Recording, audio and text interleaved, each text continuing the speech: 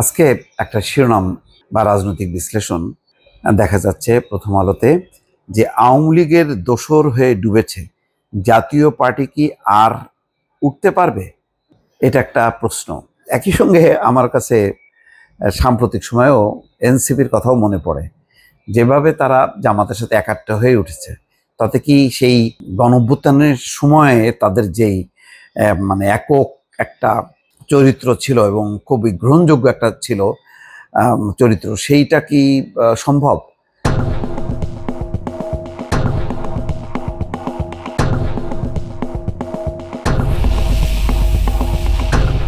দেখেন নাসির পাটোয়ারি ঝিনাইদহে তার অবস্থা, সেই পর্তুগালে গেছে, লিসবনে সিলেট এনসিপির কি যুগ্ম আহ্বায়ক, তাকে যেভাবে ডিম মারা হচ্ছে।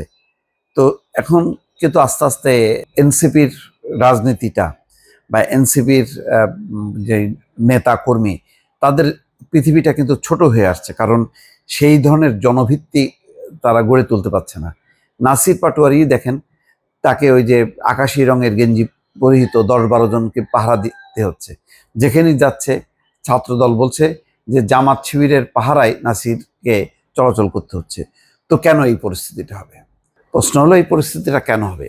গণঅভ্যুত্থানের দল, এটা তো দলমত নির্বিশেষে সবারই কাছে জনপ্রিয় হওয়ার কথা, কিন্তু সেটা হতে পারছে না। জাতীয় পার্টি দেখেন, এই 15 বছরের শাসন আমলে সে একটা বিরোধী দল ছিল, কিন্তু বিরোধী দল হবার কোনো চেষ্টাই সে করেনি। তার লক্ষ্য ছিল ক্ষমতার ভাগাভাগি, কিভাবে হাসিনার কাছ থেকে মন্ত্রিত্ব পাওয়া যাবে, কিভাবে হাসিনার ছবি ব্যবহার করে এমপি হওয়া যাবে, এবং এমপি মন্ত্রী হওয়া এবং ক্ষমতার শেয়ার নিতে নিতে এই 15 বছরে ক্রমেই কিন্তু যত দিন গেছে তত আস্তে আস্তে পিছিয়ে গেছে। ইতিমধ্যে জেনারেল এরশাদ মারা গেছেন।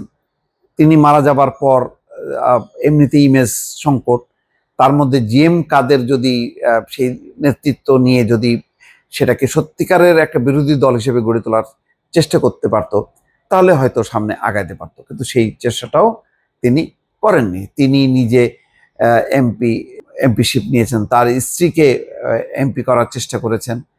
তারপর এই সব কর্মকাণ্ড করতে যে ভাগ বাটোয়ারা বা ক্ষমতার মধু নেয়ার সেই চেষ্টা করতে যে দল বিভক্ত হয়ে গেছে, 1 টুকরো 2 টুকরো 3 টুকরো পর্যন্ত হয়ে গেছে। ফলে একটা মানে কোনো ইমেজ বলে, জাতীয় পার্টির ইমেজ বলে কিছু থাকলো না। তো এই অবস্থায় জাতীয় পার্টি যেমন আস্তে আস্তে নিচের দিকে নেমে গেছে, সেই অবস্থা থেকে উঠে দাঁড়ানোর মতন শক্তিশালী কোনো নেতৃত্ব আমি অন্তত দেখছি না।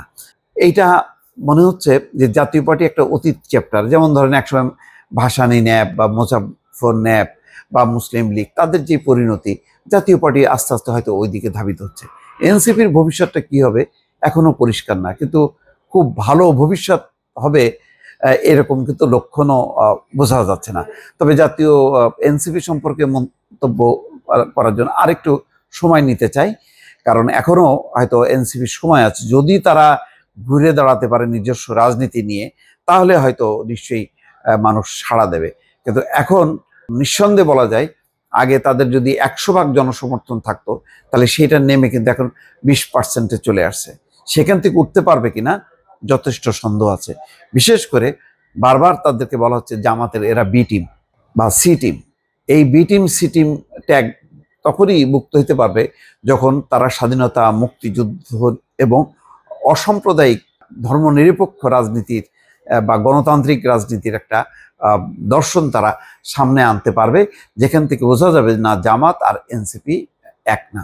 সেটা প্রতিষ্ঠিত করতে পারলেই হয়তো সম্ভাবনা আছে, কিন্তু জাতীয় পার্টির আপাতত দৃষ্টিতে কোনো সম্ভাবনা দেখছি না দর্শক।